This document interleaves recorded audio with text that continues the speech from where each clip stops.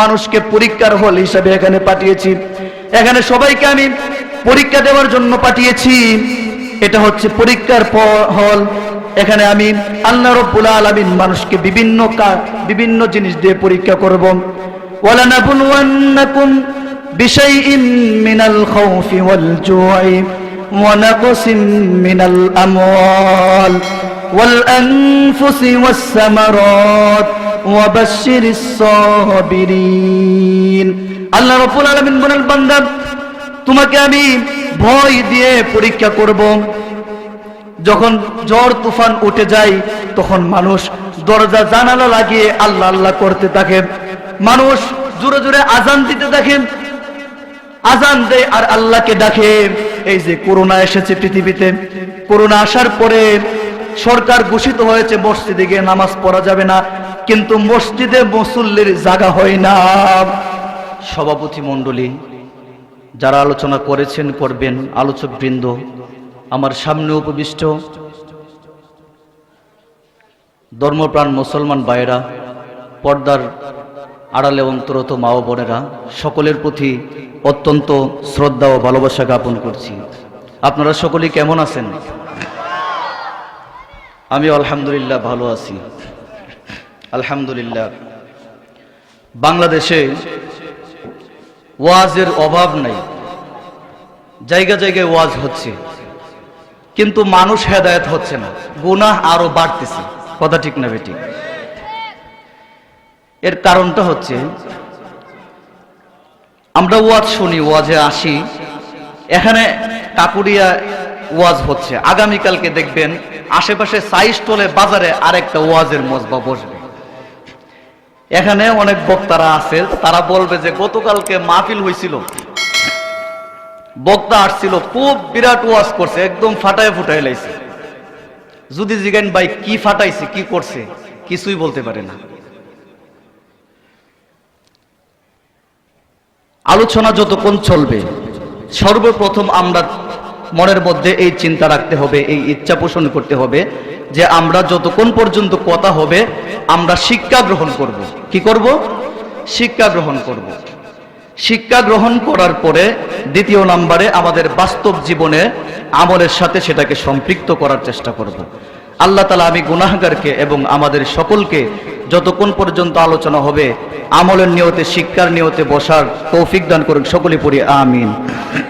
আলহামদুলিল্লাহ। আমাদের তাফসিরুল কোরআন মাহফিলের সম্মানিত সভাপতি সাহেব এসেছেন, সকলেই পড়ি আলহামদুলিল্লাহ।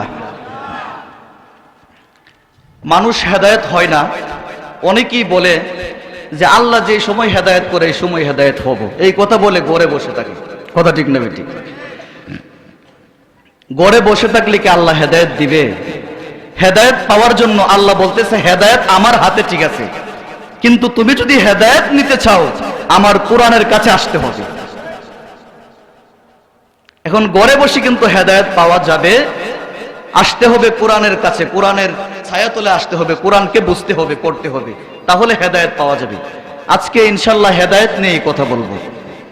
সর্বপ্রথম আল্লাহ পাকের দরবারে শুকরিয়া আদায় করি, এই বর্তমান পরিস্থিতিতে, বর্তমান জমানায় আল্লাহ তাআলা দুনিয়ার সমস্ত কাজ থেকে ফারেক করে একটি দ্বীনি মজলিসে কোরআন এবং হাদিসের কথা শোনার জন্য আসার এবং বসার তৌফিক দিয়েছেন।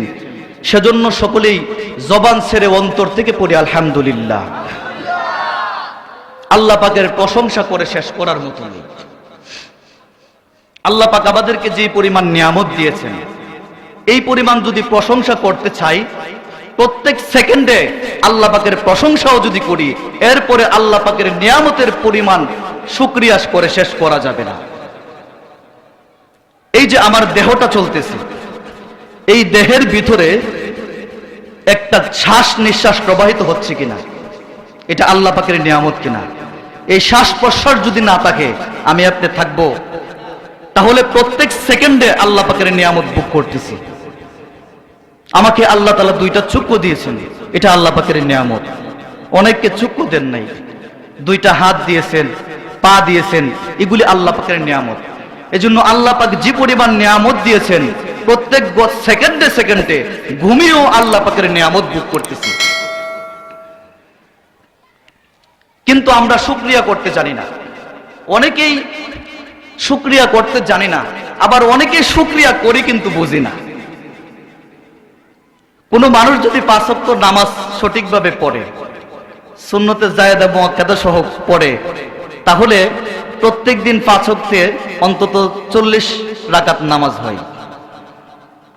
40 রাকাত নামাজে আমরা সূরা ফাতিহা পড়ি কিনা? এই সূরা ফাতিহা হচ্ছে আল্লাহ পাকের প্রশংসা। আল্লাহ তাআলা বান্দাকে শিখিয়ে দিতেছেন যে বান্দা তুমি আমার প্রশংসা করো, কিভাবে করবা সেই কথা আল্লাহ শিখিয়ে দিতেছেন বান্দাকে। আমরা নামাজে দাঁড়িয়ে আল্লাহ পাকের প্রশংসা করি,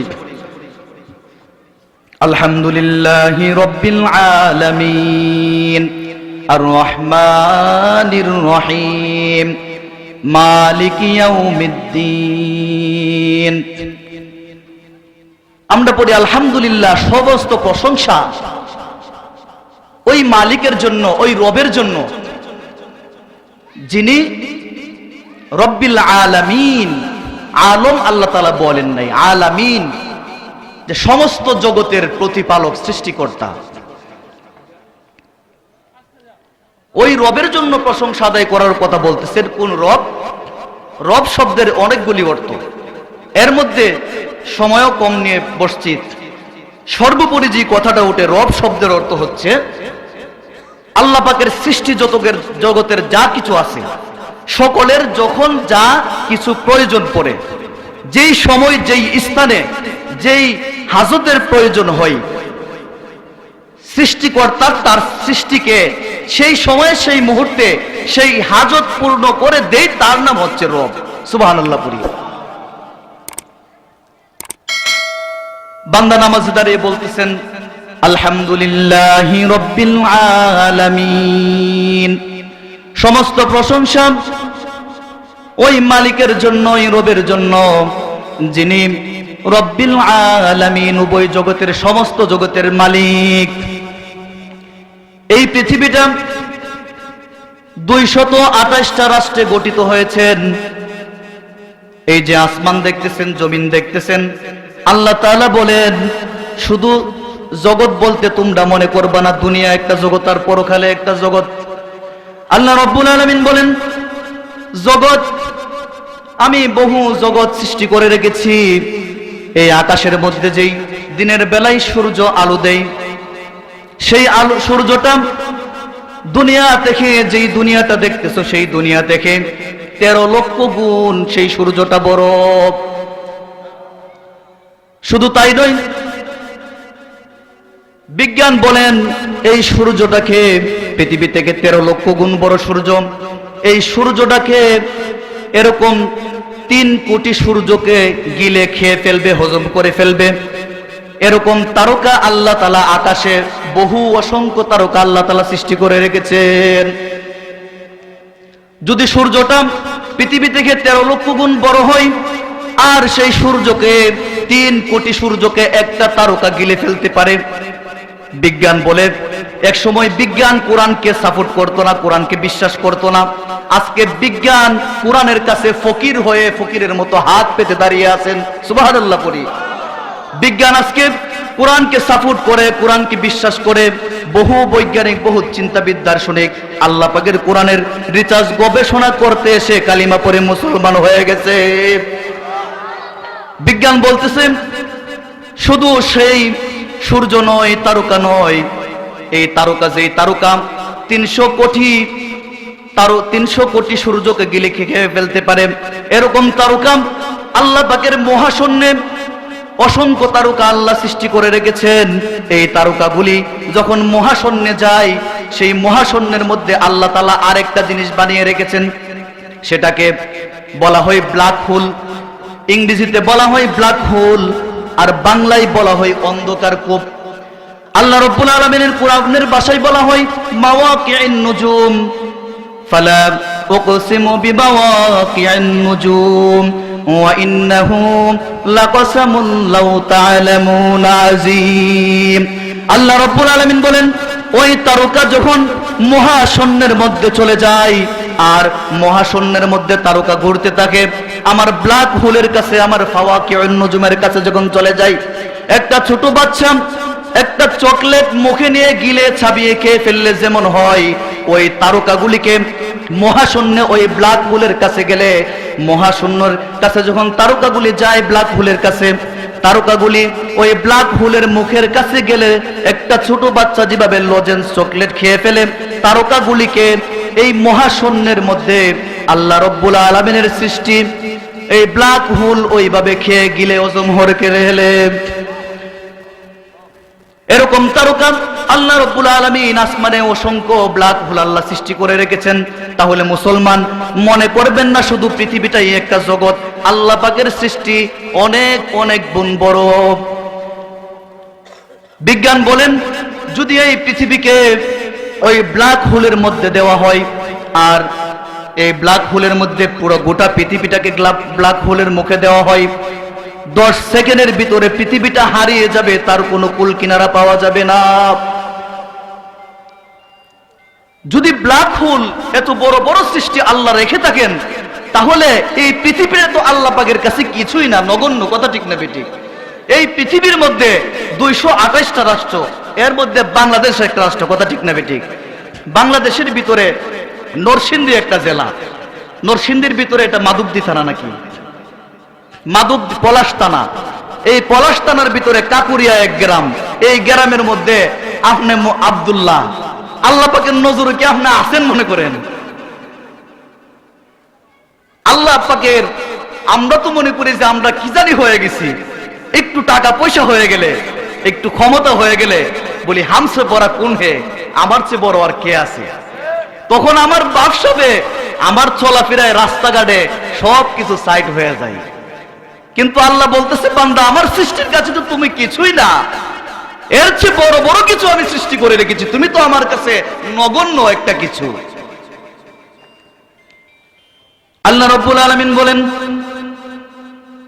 বান্দা তুমি আমার কাছে শুকরিয়া আদায় করো। আর বান্দা নামাজের মধ্যে প্রত্যেক দিন প্রত্যেক বেলায় নামাজের মধ্যে দাঁড়িয়ে বলে আলহামদুলিল্লাহি রাব্বিল আলামিন। সমস্ত প্রশংসা ওই রবের জন্য, ওই মালিকের জন্য যিনি সমস্ত জগতের সৃষ্টি জগতের মালিক। এরপরে বান্দা বলেন আর রহমানির রহিম, তিনি পরম করুণাময় এবং দয়ালু। পৃথিবীতে ইহুদি খ্রিস্টান নাসারা বেঈমান, এরপরে যে চুরি করেন, যে ডাকাতি করেন, জিনা করেন, এবং যে মুসলমান যে মুত্তাকি, আল্লাহ তাআলা সব মানুষকে রিজিক দিয়ে খাইয়ে ফেলতেছিলেন কিনা। এজন্য আল্লাহ রাব্বুল আলামিন রহমান রহিম। বান্দা এই কথা স্বীকার করতেছেন আমার আল্লাহ রহমান রহিম। পৃথিবীতে অনেক চোর দেখবেন চুরি করতে গিয়ে বলে আল্লাহ কোন রকম চুরিটা করে বাড়ির মধ্যে গিয়ে ফসি। আল্লাহ বলে বান্দা তুই চুরি করতে এসো, আমি আল্লাহকে স্মরণ করতেছ আর আমার কথা বলতেছ, ঠিক আছে যা, তোরে চুরি করে বাড়িতে যাওয়ার সুযোগ করে দিলাম, কিন্তু এই পৃথিবীটা তোর কাছে তোরকে পরীক্ষার হল হিসাবে দিয়েছি, পরীক্ষার হল হিসাবে এই পৃথিবীটা তোকে দিয়েছি। এখানে আমরা সবাই জান্নাতের বাজার করার জন্য এসেছি। কথা ঠিক না বেঠিক? এখন আপনার সন্তানকে যদি আপনি বাজারের মধ্যে পাঠান, হে বাজারের মধ্যে গেছে, গিয়া সেটা দেখে বাতের বুড়ি বেছে না, এরপরে আরো বিভিন্ন ধরনের বুড়ি বেছে না, বিভিন্ন গান গায়, সাপের খেলা দেখায়, এই সন্তান গিয়া এই খেলা টেলা দেখা ইগুলির পিছে গিয়া মনে করেন হেড ঢুকে গেছে। এই দেখতে দেখতে আর সন্ধ্যা হয়ে গেছে, এখন আয়সা দেখে কাঁচা বাজার বেগুন তরকারি আর কিচ্ছু নাই, খালি বেগ নিয়ে বাড়িতে গেছে। এখন আপনি কি সন্তানদের দৌড়ানি দিবেন না আদর করবেন?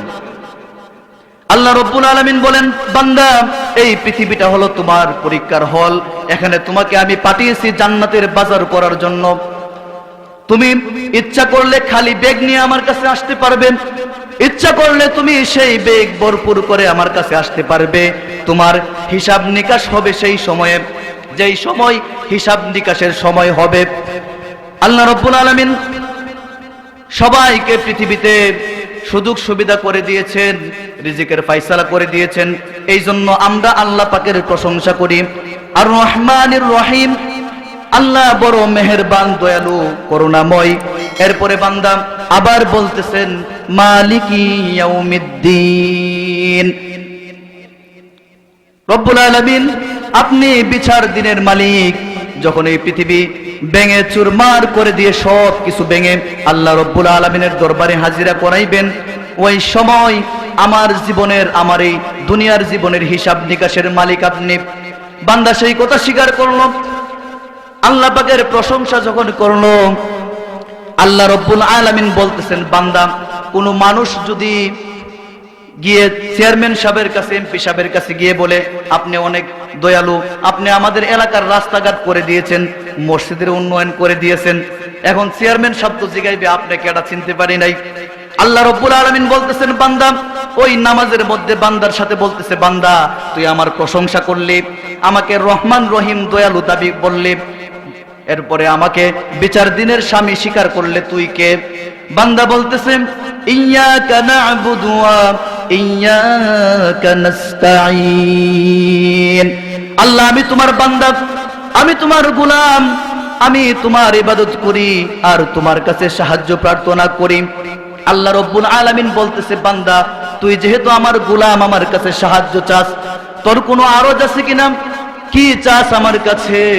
আল্লাহ রব্বুল আলামিনের কাছে বান্দা বলেন, আল্লাহ আমি চাই ইহদিনাস সিরাতাল মুস্তাকিম, আমাকে তুমি সহজ পথ, সঠিক পথ, হেদায়েতের পথ দেখায়া দাও।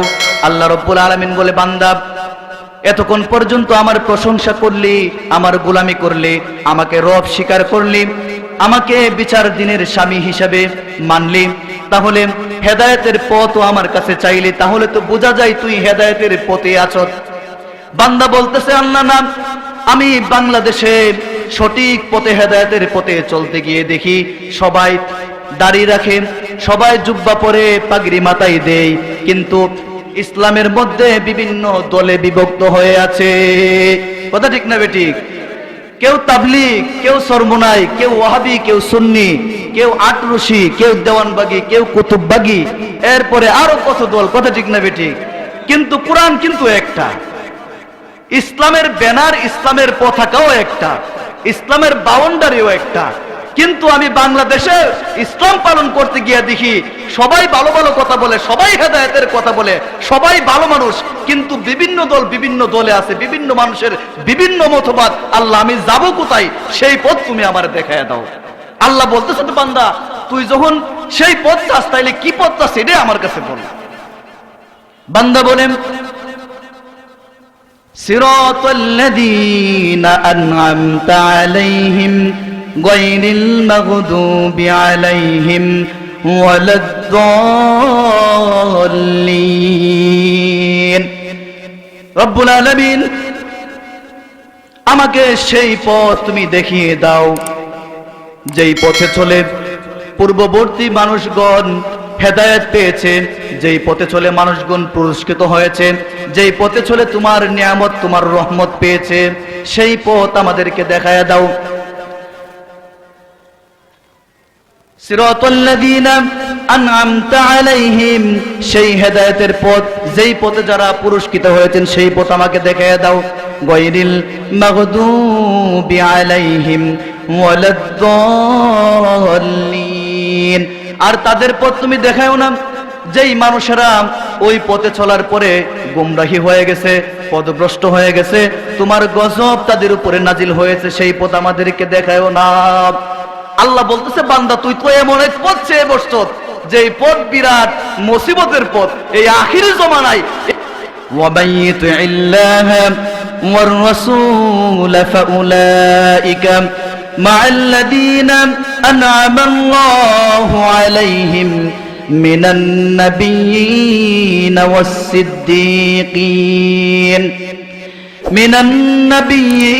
والصديقين والشهداء والصالحين। আল্লাহ রাব্বুল আলামিন বলেন, যারা সেই পুরস্কৃত পথে চলেছেন, হেদায়েতের পথে চলেছেন, ওই সমস্ত মানুষ তারা কারা?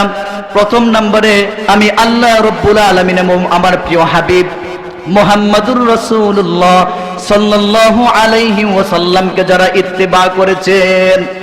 এখন কারা ইত্তিবা করেছেন? ইত্তিবা মানে অনুসরণ করা। কারা অনুসরণ করেছেন? আল্লাহ এবং রাসূলকে অনুসরণ করে চলেছেন। আল্লাহ বলতেছেন, মিনান নাবিয়্যিন, এক নম্বরে তারা যারা নাকি নবীগণ। ওয়াসসিদ্দিকিন, দ্বিতীয় নম্বরে যারা সত্যকে সত্য জেনে সত্যকে সত্য বলেছে, তারা হচ্ছে আমার পথের পথিক। সাহাবা ইকরামের কথা বলা হয়েছে, ওয়াসশুহাদা এবং শহীদদের কথা বলা হয়েছে, ওয়াসসালিহিন, চতুর্থ নম্বরে যারা নেককার সলিহিন তাদের কথা বলা হয়েছে। এখন নবী হওয়ার তো কোনো পথ নাই, আছে? আর সলিহিনদের পথে চলাও বিরাট কঠিন, যে হুজুর সব কিছু করব, নামাজ পড়বো, রোজা রাখবো, যত ওয়াজ করেন সব মানবো, কিন্তু সত্যকে সত্য বললে বিরাট সমস্যা।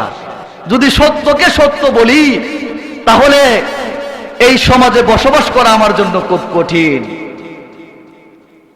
আজকে সব কিছু করতে রাজি, কিন্তু সত্য কথা বললেই বেজাল। কোরআনের কথা, হকের কথা যখন আপনি বলবেন, তখন আপনার জবান বন্ধ করে দেওয়ার জন্য পিছন থেকে বহু বাস আপনার জন্য তৈরি থাকবে। এই জন্য হুজুর সব করতে রাজি আছি, সত্য কথা সত্য পথে চলতে খুব কঠিন, এটা খুব বেজাল লাগে। যদি করি হুজুর সত্য পথে যদি চলতে চাই, তাহলে আমার সভাপতিত্ব থাকবে না, আমার সেক্রেটারি থাকবে না, আমি যে এলাকায় সালিশ করি, আমার যে অনেক পাওয়ার এলাকার মধ্যে আমার ব্যাকগ্রাউন্ড আছে, সেটা থাকবে না। আরে ভাই, মুসলমান তো সেই যে নাকি অগ্নিকণ্ঠে সামনে দাঁড়িয়ে থাকবে, কিন্তু মুসলমান বলবে আগুনে পড়ে যাব, জীবন চলে যাবে, আল্লাহ পাকের কুরআনের জন্য আগুনে পড়তে রাজি, কিন্তু সত্যকে মিথ্যা বলতে রাজি না। কথা ঠিক না বেঠে? মুসলমান সত্য বলতে গিয়ে, কুরআনের দাওয়াত দিতে গিয়ে যদি মায়ের কাছ থেকে বিদায় নিয়ে কাফনের কাপড় পরে ময়দানে নেমে জিহাদ করে জীবন দিতে হয়, নিজের রক্ত বিলিয়ে দিতে হয়, তারপরে মুসলমান সত্য কথা বলতে ছাড়বে না। কথা ঠিক না বেঠে? এই জন্য বলতেছেন সত্যকে সত্য যারা বলে তারা হচ্ছে সলিহিন। তৃতীয় নম্বরে শহীদগণ। এখন রক্ত দিব হুজুর, যা লাগে সব দিব, নিজের শরীর থেকে এক ফোঁটাও দিতাম না, আছে না নাই? এখন যদি আপনি ইসলামের পক্ষে শহীদ হতে যান, জিহাদ করতে যান, জঙ্গিবাদ বলে, তালেবান বলে আপনাকে ঢুকিয়ে দিবে। ওয়াসসালিহিন এবং নেককারগণ, তিনজনের কথাই বলবো। তাহলে নেককার কারা, কারা সলিহিন? সলিহিনদের কথা, এটাই আমার মূল আলোচনা। সলিহিন হতে গেলে আপনাকে কি করতে হবে, আপনাকে কোন পথে যেতে হবে? আমাদের হেদায়েত নেওয়া দরকার, আছে না নাই? প্রত্যেক দিন নামাজের ভিতরে আমরা 40 বার আল্লাহ পাকের কাছে হেদায়েতের কথা বলতেছি, কিন্তু হেদায়েত হচ্ছে না, হেদায়েত আসতেছে না, গুনাহ আরো বেড়ে যাচ্ছে। এখন হেদায়েতের জন্য দোয়া করি, আল্লাহ হেদায়েত দেয় না কেন? আল্লাহ বলতেছে, আরে বান্দা, হেদায়েত নেওয়ার জন্য কিভাবে হেদায়েত নিতে হবে সেই পথ আমি আমার কোরআনে দিয়ে দিয়েছি, তোমরা কোরআন থেকে অনুসরণ করে সেই পথে চলো, তাইলে তোমাদের কাছে হেদায়েত আসবে। তাহলে হেদায়েত নিতে রাজি আছি তো? এই মাহফিল তো গুনাহ মাহফিল, কথা ঠিক না বেঠিক? হেদায়েত পাওয়ার জন্য মাহফিল, কথা ঠিক না বেঠিক? তাহলে হেদায়েত পাওয়ার জন্য আমাদের কাজ করতে হবে 5টা। কয়টা? 5টা কাজ করতে হবে। সূরা বাকারা 2 নম্বর পারা 2 নম্বর পৃষ্ঠার 152 নম্বর আয়াত থেকে 57 নম্বর আয়াত পর্যন্ত কথা বলবো। আল্লাহ তাআলা বলতেছেন, যারা হেদায়েত নিতে চাও, হেদায়েত যারা পেতে চাও, যারা আমার জান্নাতের পথে চলতে চাও, যারা সঠিক পথে চলতে চাও, যারা সিরাতুল মুস্তাকিমের পথে চলতে চাও, তোমাদেরকে কাজ করতে হবে 5টা। কয়টা? আযকুরুনি আযকুরুকুম ওয়াশকুরুলি ওয়ালা তাকফুরুন ইয়া আইয়ুহাল্লাযীনা আমানুস্তাঈনু বিস-সাবরি ওয়াস-সালাহ ইন্নাল্লাহা মা'আস-সাবিরিন। আল্লাহ রাব্বুল আলামিন বলেন, বান্দা, যদি তুমি হেদায়েত নিতে চাও, আমার হেদায়েতের পথে চলতে চাও, তাহলে প্রথম নম্বরে ফাজকুরুনি, আমি আল্লাহ রাব্বুল আলামিনের জিকির করতে হবে।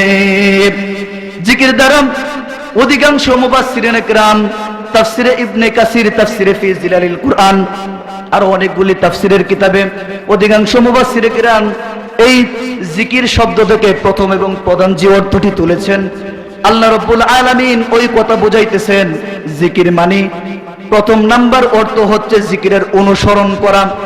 আল্লাহ রাব্বুল আলামিনকে অনুসরণ করতে হবে। এখন অনুসরণ কোথায় করবেন, কিভাবে করবেন?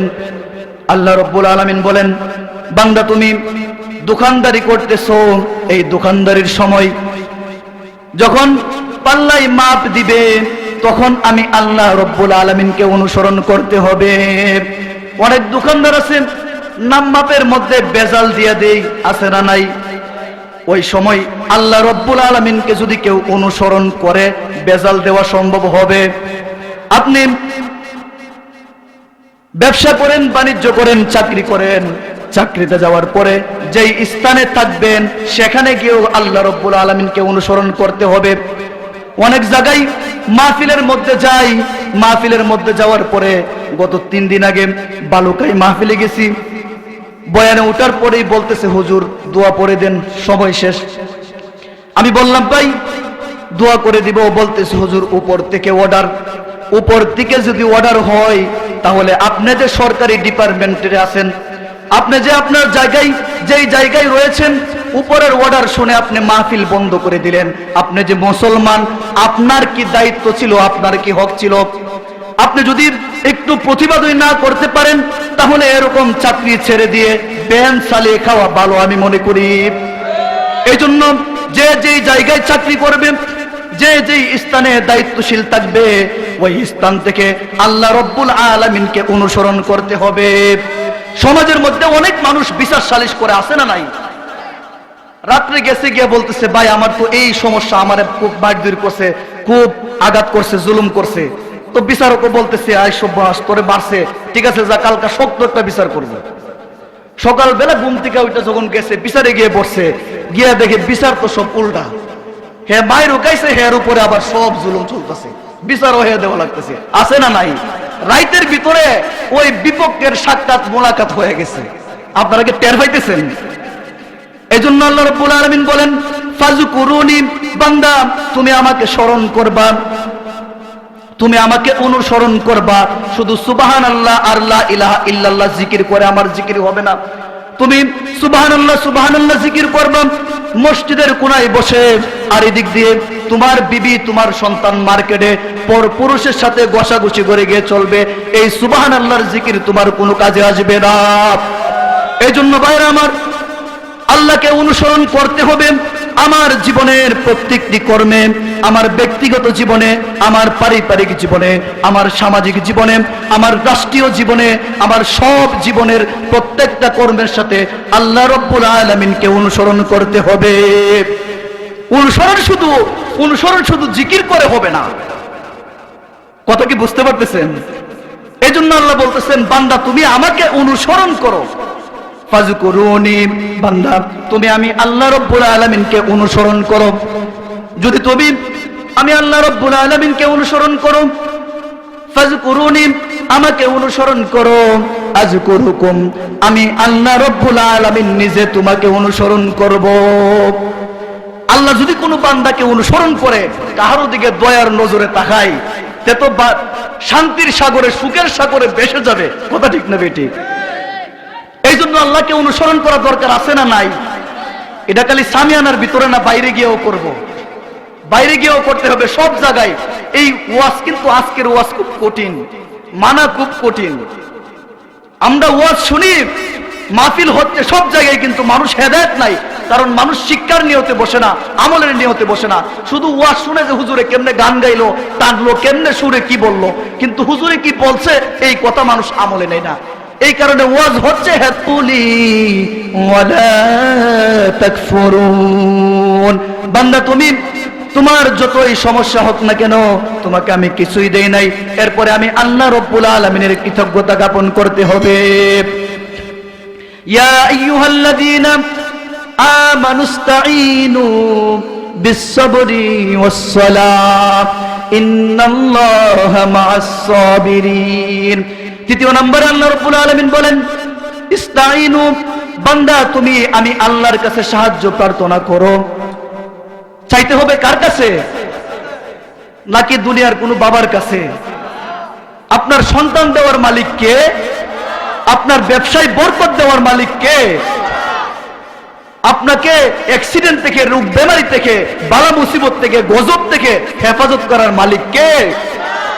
আল্লাহ রাব্বুল আলামিন বলেন, বান্দা একমাত্র আমি আল্লাহ রাব্বুল আলামিনের কাছে সাহায্য প্রার্থনা করতে হবে। দুনিয়ার কোন রাম বাম, দুনিয়ার কোন বাবা ল্যাংটা বাবা, দুনিয়ার কোন খাজা বাবা কেউ তোমাকে সাহায্য করার ক্ষমতা নাই।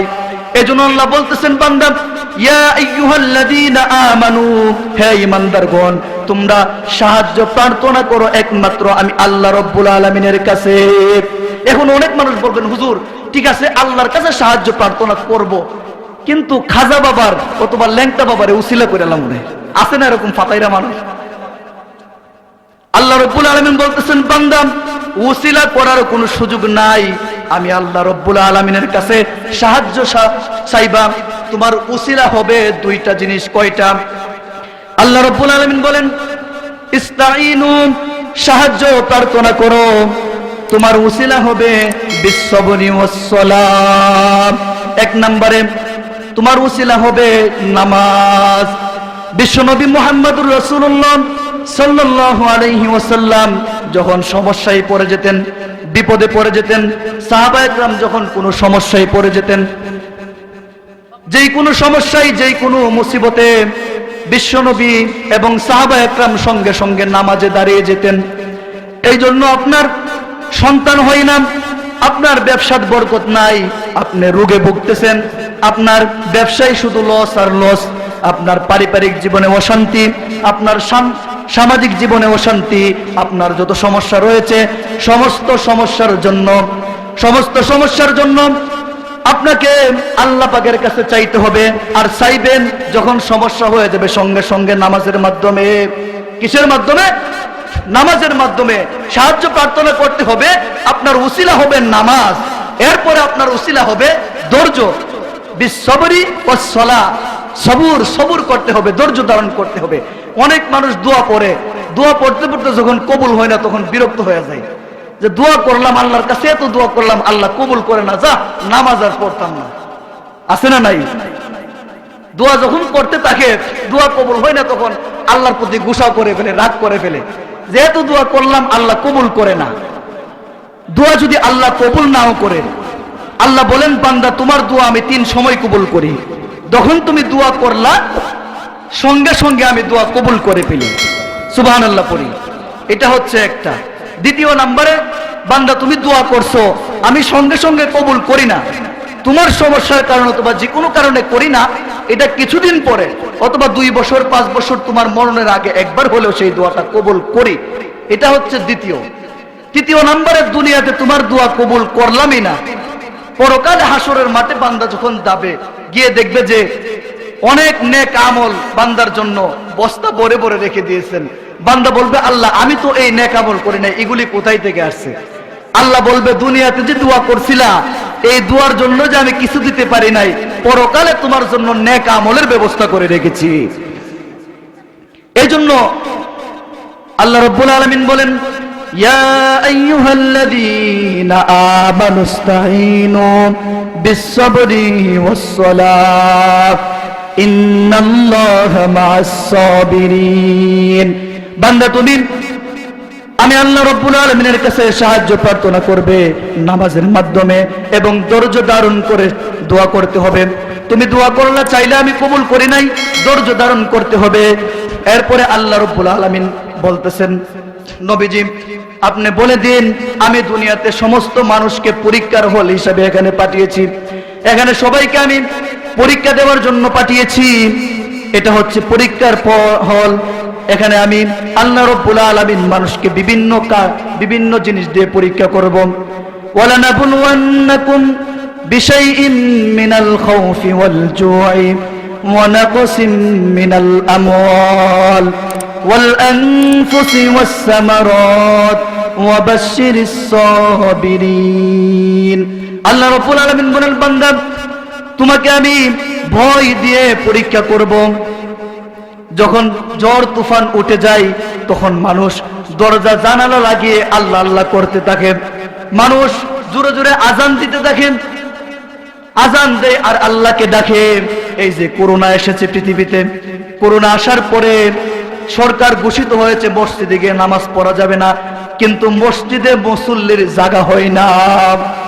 মানুষের ভিতরে আতঙ্ক চলে গেছে, ভয় ঢুকে গেছে। আল্লাহ রাব্বুল আলামিন বলতেছেন, বান্দা তোমাকে আমি ভয় দিয়ে পরীক্ষা করব। আমাদের এলাকায়, পার্শ্ববর্তী এলাকায় হিন্দু আছে। যখন তুফান চলে আসছে, আমার এক বন্ধু হিন্দু ঘরের ভিতরে আটকা পড়ে গেছে। এখন এমন তুফান আসছে, ঘরের টিন পর্যন্ত লড়তেছে। এখন হে আজান দেওয়া শুরু করছে। এখন ঘরের ভিতরে যে হিন্দু ভাই আছেন, ও এর দেখা দেখি আজান দেওয়া শুরু করছে।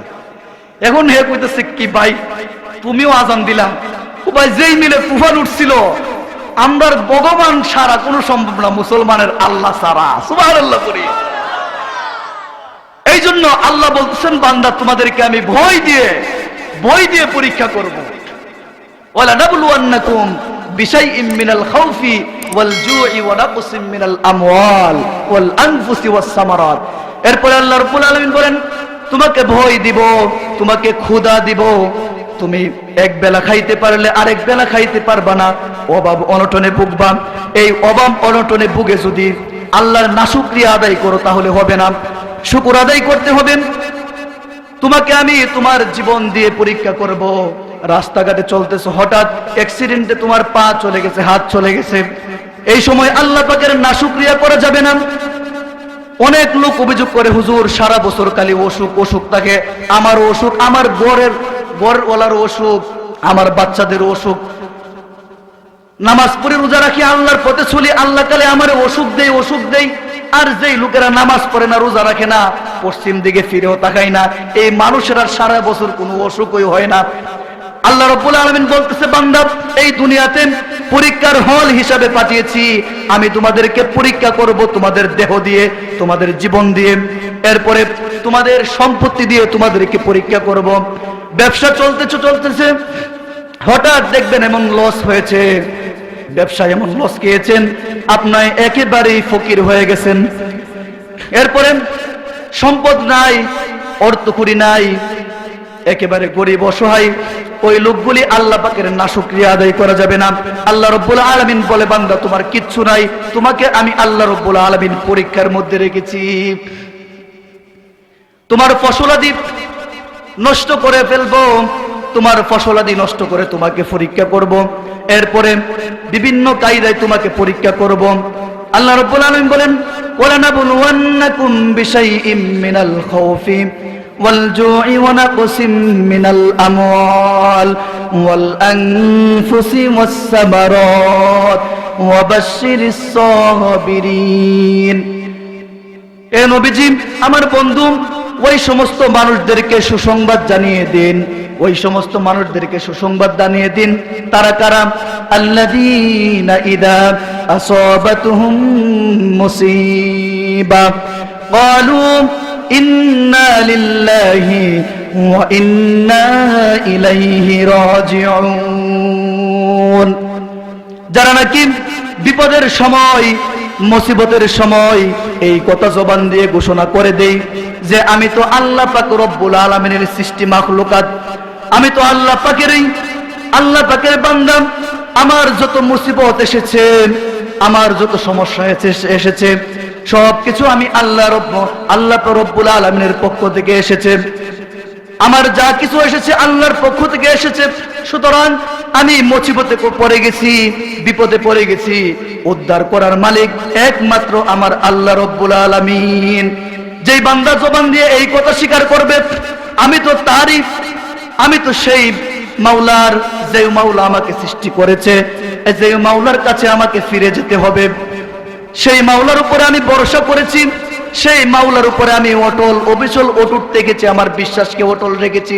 আল্লাহ রাব্বুল আলামিন বলেন, নবীজি ওই সমস্ত বান্দাদেরকে আপনি সুসংবাদ দিয়ে দিন, উলাইকা আলাইহিম সালাওয়াতুম মির রাব্বিহিম ওয়া রাহমাহ ওয়া উলাইকা হুমুল মুহতাদুন। আল্লাহ রাব্বুল আলামিন বলেন, যেই বান্দাগুলি ওই 5টা কাজ করবে, 5টা আমল তার ভিতরে রাখবে। 1 নম্বরে আমি আল্লাহ রাব্বুল আলামিনকে সব জায়গায় অনুসরণ করবে, তার জীবনের সমস্ত কাজের বেলায় অনুসরণ করবে। 2 নম্বরে যেই অবস্থায় থাকুক, অভাবে থাকুক, সমস্যায় থাকুক, সব সময় আমি আল্লাহ পাকের শুকর আদায় করবে। তৃতীয় নম্বরে আমি আল্লাহ রব্বুল আলামিনের কাছে সাহায্য করবে, পৃথিবীর কারো কাছে চাইবে না। এরপরে সাহায্য চাইবে একমাত্র নামাজের মাধ্যমে আর ধৈর্যের মাধ্যমে। এরপরে আল্লাহ রব্বুল আলামিন যে পরীক্ষার কথাগুলি বলেছেন, আমার দেহ দিয়ে, জীবন দিয়ে, আমার সম্পত্তি দিয়ে, আমার ফসলাদি দিয়ে, সেই পরীক্ষায় যারা উত্তীর্ণ হবেন, ফার্স্ট হবেন, যারা ধৈর্য ধারণ করতে পারবেন, আল্লাহ রব্বুল আলামিন বলছেন ওই সমস্ত মানুষের উপরেই আমি আল্লাহ রব্বুল আলামিনের অপুরন্ত রহমত এবং নিয়ামত। শুধু তাই নয়, ওয়াউলাইকা হুমুল মুহতাদুন, আর ওই সমস্ত মানুষই হেদায়েত প্রাপ্ত। কথা বুঝতে পেরেছেন? তাহলে হেদায়েত যদি পেতে হয় আমাদেরকে কি করতে হবে? যে পাঁচটা কথা বলেছি, এই পাঁচটা কথার উপরে আমল করতে হবে। ইনশাআল্লাহ রাজি আছি তো? সবাই রাজি আছি তো ইনশাআল্লাহ? সত্য কথা বলতে পারবো তো?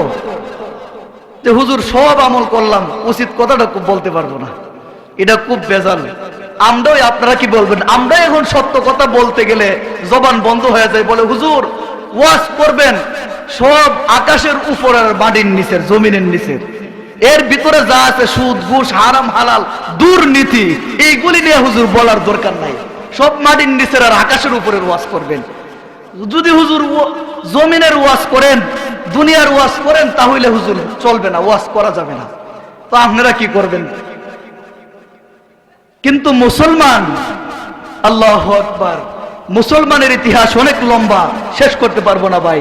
মুসলমান তারাই আল্লাহর কোরআনের আইনকে প্রতিষ্ঠা করার জন্য, আল্লাহর কোরআনের পক্ষে কথা বলার জন্য, আল্লাহর জমিনে আল্লাহর আইনকে প্রতিষ্ঠা করার জন্য মুসলমান শুধু সত্য কথা বলে না, মুসলমানের দেহ থেকে রক্ত তিনকি দিয়ে ছিটকিয়ে পড়ে যাবে জমিনে, মুসলমানের দেহটা শেষ করে দিবে, মুসলমান শহীদ হয়ে যাবে, কিন্তু আল্লাহর কোরআনের কথা ছাড়তে রাজি নয়। এই জন্য সত্যকে সত্য বলতে হবে, মিথ্যাকে মিথ্যা বলতে হবে। রাজি আছি তো ইনশাআল্লাহ? আল্লাহ রাব্বুল আলামিন বলেন, বান্দা তুমি যদি হেদায়েত পেতে চাও, কোরআনুল কারীমে আরেক জায়গায় আল্লাহ রাব্বুল আলামিন বলেন, তাহলে তোমাকে প্রথম নম্বরে তোমাকে আমি আল্লাহ রাব্বুল আলামিনের প্রতি বিশ্বাস স্থাপন করতে হবে। বান্দা তুমি যদি হেদায়েত নিতে চাও, তুমি যদি হেদায়েতের পথে চলতে চাও, তাহলে যারা হেদায়েতের পথে চলে তারাই তো যারা মসজিদের, এখানে মসজিদের কথা বলেছেন। আল্লাহ রাব্বুল আলামিন বলেন তুমি যদি হেদায়েত পেতে চাও, তাহলে আমি আল্লাহ রাব্বুল আলামিনের কাছে পাঁচটা কাজ করে তারপরে হেদায়েত নিতে হবে। এখন হেদায়েত নেওয়ার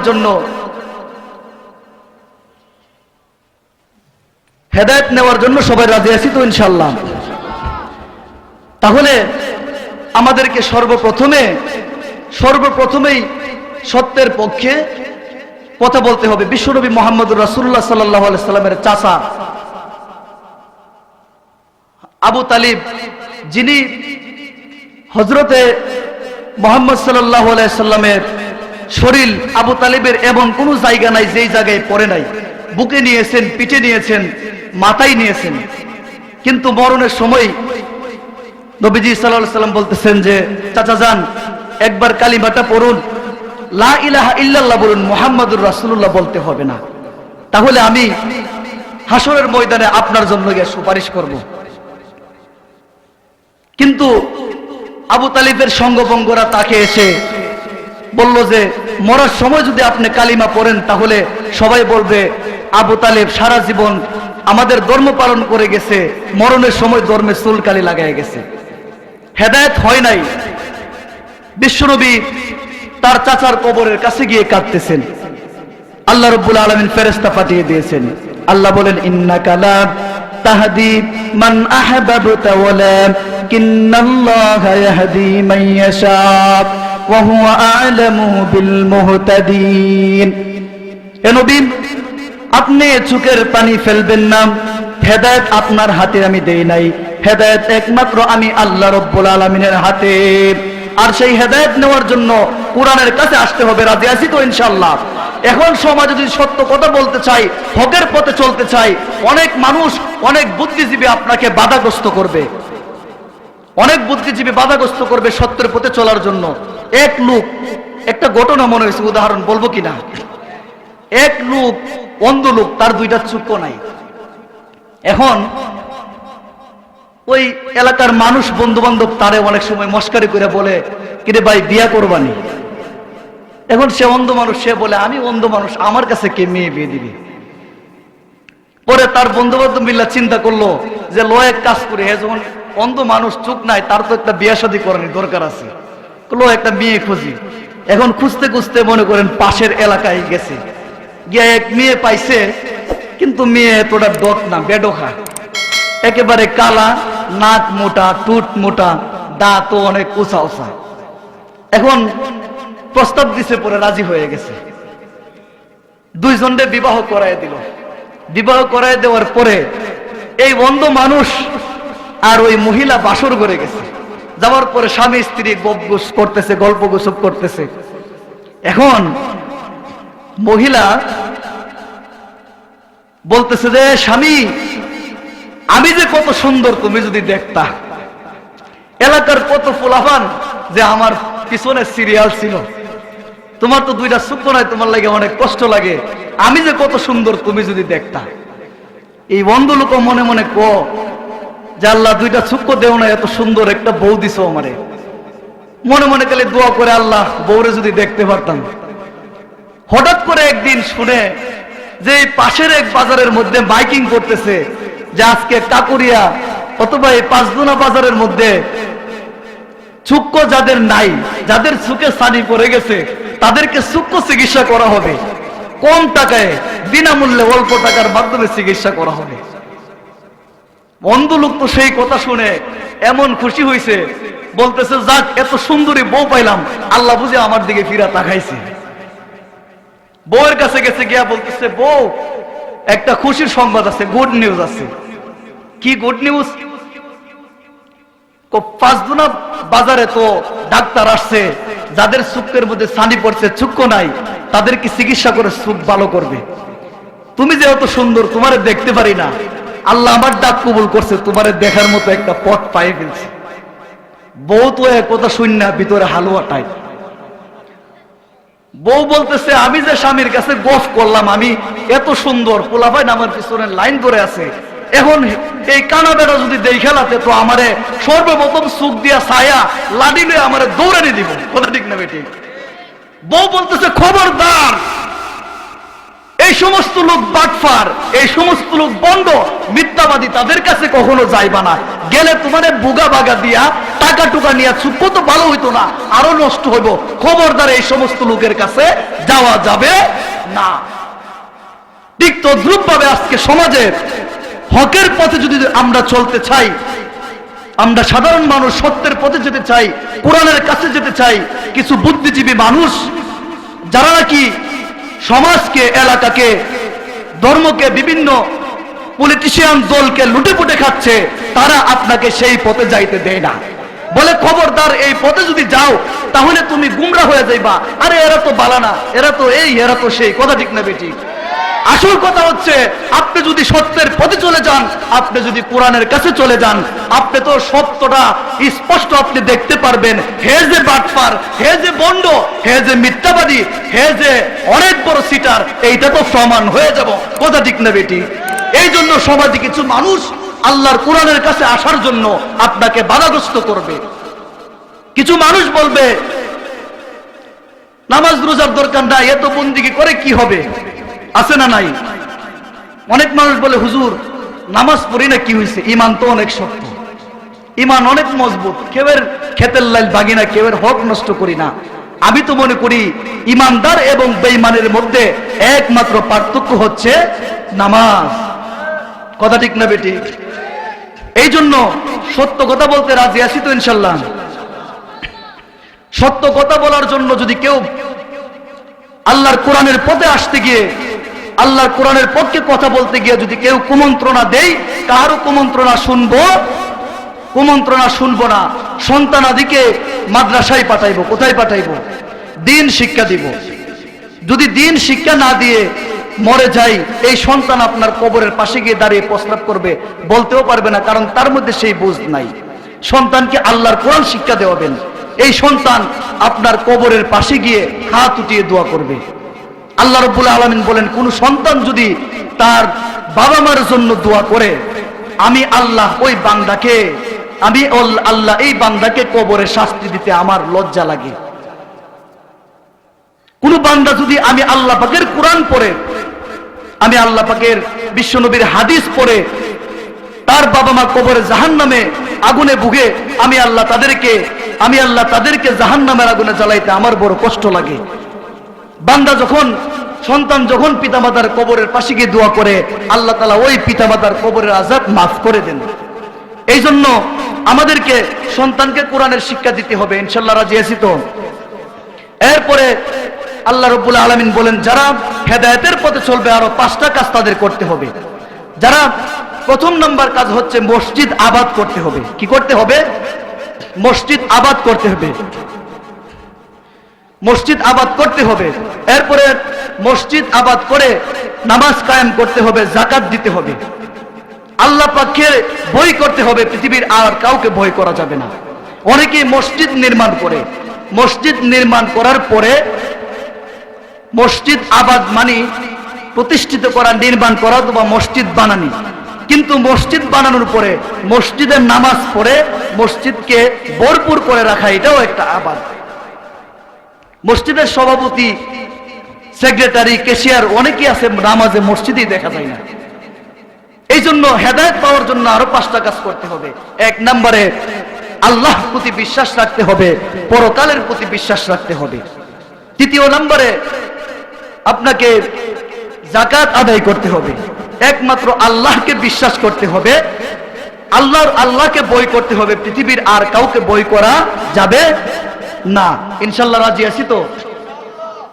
তাহলে আমি যে আলোচনা এ পর্যন্ত করলাম, আমি আসলে আজকে দীর্ঘ কয়েকদিন যাবত মাহফিলে, আমার গলাটাও ভাঙা। গত 2 দিন আগে প্রোগ্রাম করে আমি অসুস্থ হয়ে গেছি। মাওলানা আবু সাইদ কিরামান ভাই খুব মহব্বতের মানুষ, উনি বলছেন। এরপরে আসলাম, 2-4 কথা যাই ভাঙ্গাচোরা বলছি। আল্লাহ তাআলা সর্বপ্রথম আমি গুনাহগারকে আমল করার তৌফিক দান করুক, এবং আমরা যারা বসছি আমাদের সকলকে আমল করার তৌফিক দান করুন। সকলে বলি আমিন। ওয়া আখির দাওয়ানা আলহামদুলিল্লাহি রাব্বিল আলামিন।